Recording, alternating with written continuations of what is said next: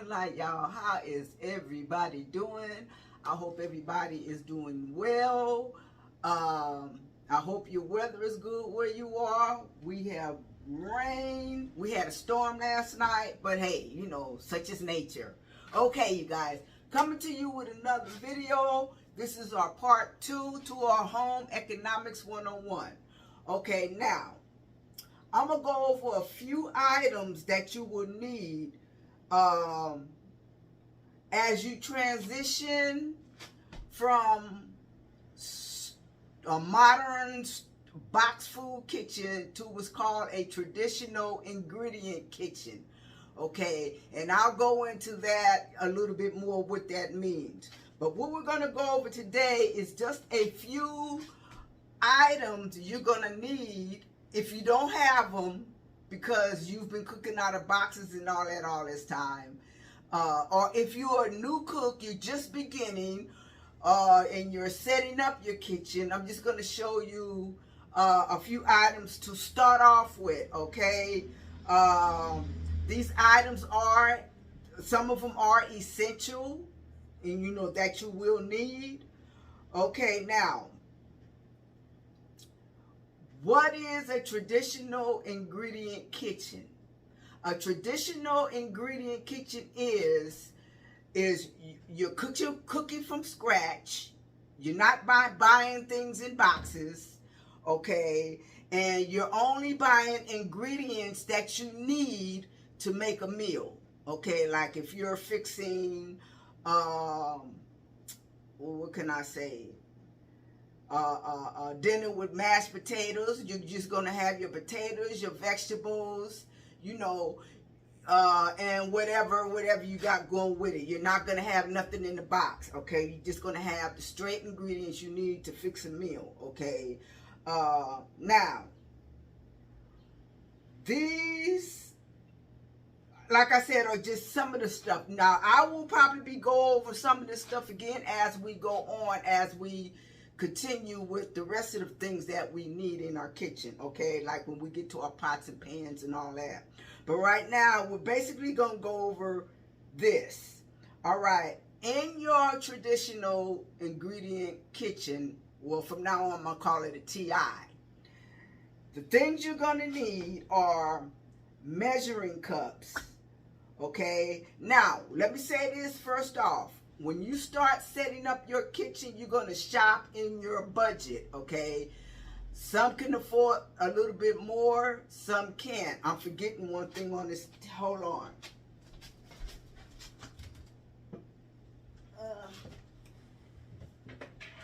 Okay. I need to put this up here too. Okay, now. We're going to start off with, you need measuring cups.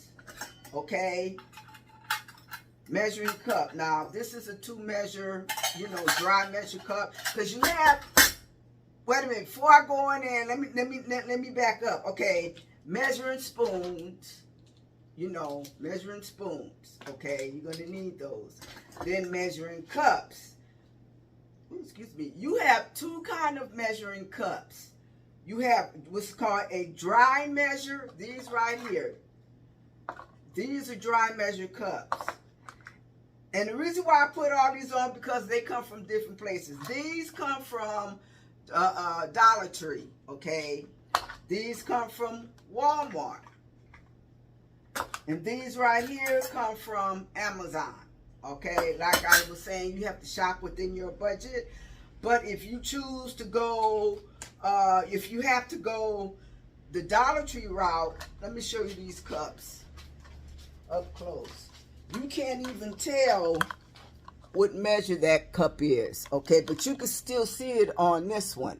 Now, I would recommend, and that goes for the Dollar Tree measuring spoons too.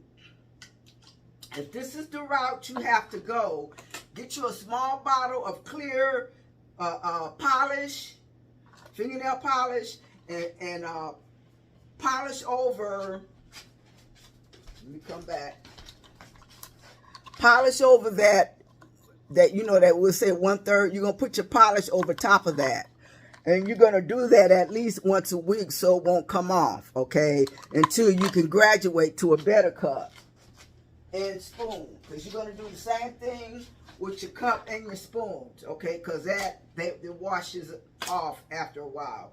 Then you want to get spoons. When you go up a grade, you get spoons and cups where it's embedded on the spoon. Okay, it's a raised up. You can feel it. You can see it. Okay, now measuring cups. Okay, I was saying there are two different type of measuring cups: dry measure and wet measure. Okay, can you use both of them? Yes, you can. But it's important to have a wet measure because the wet measure also measures in milliliters. Okay, you might find a recipe that comes from England somewhere, or Australia, or another English-speaking country, and then they're measuring with milliliters and grams. Okay, because that measure is more accurate than the cup, because each one of these cups, let me pull this out, are different sizes, and it's going to be different, okay? So you start using grams and milliliters. Anyway, you need a glass. This is a 4-cup measure or a quart measure. I got this, and I have the 1-cup measure. That's basically all you will need. Now, and I was just talking about measuring in grams and milliliters. Okay, now, you're going to need to measure with your grams. You're going to need a kitchen scale. You know, a lot of people think they don't need it, but I think every kitchen should have a kitchen scale. Okay, now, you have your measuring spoons, your measuring cups, and then you're going to need a measuring bowls. Okay, I'm going to use this as my measuring bowls. I mean, not measuring bowls, but mixing bowls. Yeah, mixing bowls, okay?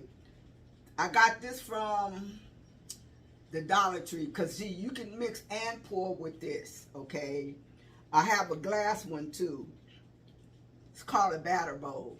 But anyway, mixing bowl. You won't need one of these.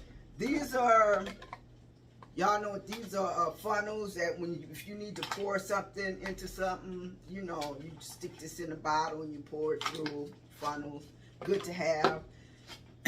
Okay, the next important thing is you're going to need a sharp knife. You know, you don't need a whole lot of knives in your kitchen, you know, not unless you just want to. But you know, get a couple, you know, and have a sharp knife, all right? Because you don't want to be cutting with no dull knife. Okay, get a good one, which, you know, if you can. Then you have your kitchen shears. Every kitchen should have some kitchen shears. All right, then you have a mixing spatula, you know, and then you have wooden spoons, okay? This is good to have. And next, you have a grater, okay? Every kitchen should have a grater. A grater comes in handy for a lot of things, not just grating cheese, but if you're a person who, say, like, makes soap, and you need to grate some soap for something, grater, or onions, or, you know, anything, grater. Well, anyway, you guys, this is just a short video of a few of the things to start with when you start setting up your kitchen. If you don't already have them, or your measuring spoons, your measuring cups, your mixing bowls, okay?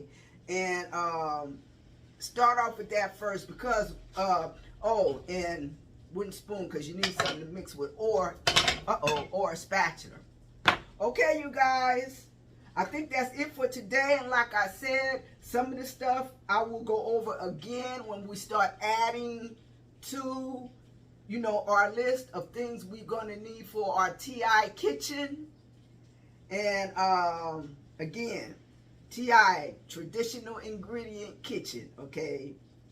Oh, well, let's say TIK, our TIK kitchen, okay?